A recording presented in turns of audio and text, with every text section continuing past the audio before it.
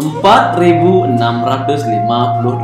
subscriber. Thank you so much guys. Terima kasih banyak atas klik-kliknya di channelnya Upaoye ya. Karena semua itu gratis. Dan terima kasih banyak kalian sudah kreatif banget untuk mengklik subscribe-nya Upaoye. Di video kali ini gue bakalan sedikit membahas tentang si Wandi Visa. Karena sesuai dengan request kalian, Bang, beli apa itu si Wandi Visa. Nah, sekarang gue bakalan share aja menurut pengetahuannya Upaoye. Oke? Sebelumnya, si Wandi Visa itu Upaoye nggak tahu apa itu pengertiannya si Wandi Visa. Karena dulu itu Upaoye hanya disuruh buat itu aja dan Upaoye mau buatnya.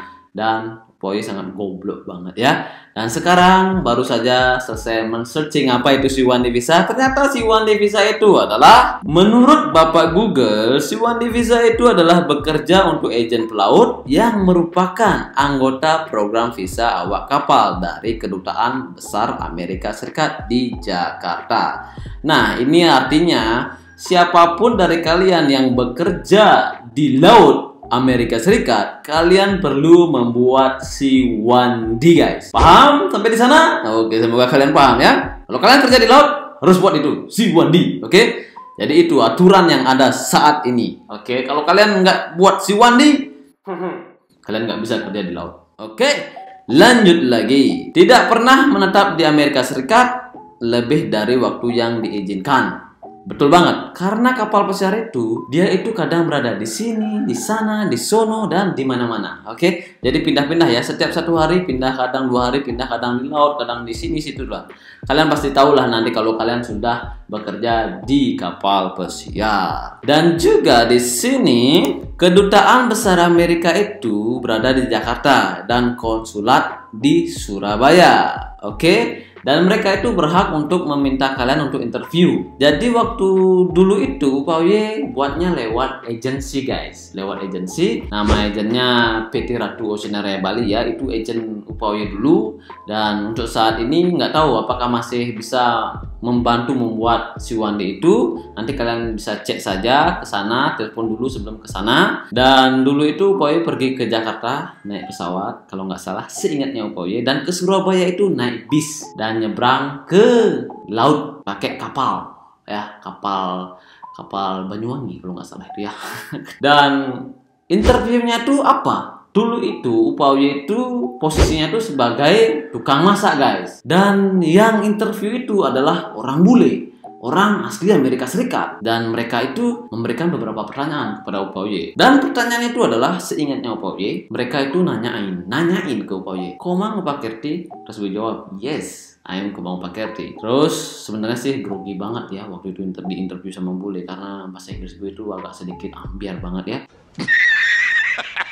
Tapi gue paham percakapan sehari-hari itu, tentang gue itu paham. Tapi untuk ke hal-hal yang lebih jauh lagi, tentang percakapan ke dokter, ke polisi atau apalah, itu gue nggak paham banget. Yang gue paham itu tentang diri gue aja. Jadi kalian sangat perlu banget tahu tentang diri kalian dalam berbahasa Inggris. Misalnya umur kalian itu apa, bahasa Inggrisnya apa, hobi kalian apa, kalian naik apa ke sini gitu loh ya. Jadi sangat penting banget kalian tahu itu biar kalian itu tidak ngek ketika interview ya.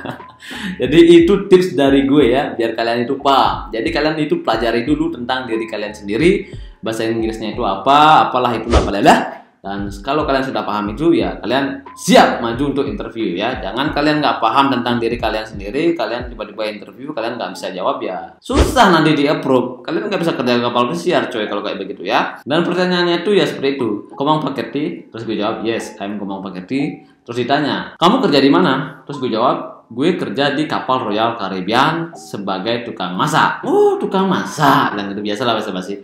"Kamu bisa masak apa?" Gue jawab, "Gue bisa masak sup." Kalau nggak salah ya, karena di otak gue itu ingetnya sup doang. Karena sup itu sangat gampang banget dibuat. Kalau tukang masak itu ya, sup itu sangat gampang banget dibuat. Tinggal cak, air ceset, dikasih penyedap, daging, yaudah selesai gitu. Ya. Dan ada juga beberapa sup yang lumayan rumit dibuat. Gampang sih. Kalau sup itu gampang semuanya, di blender, udah jadi. Itu simpelnya. Itu simpelnya ya, shortcutnya kayak begitu. Dan gue bilang gue bisa masak sup. Terus gue jelasin cara buatnya.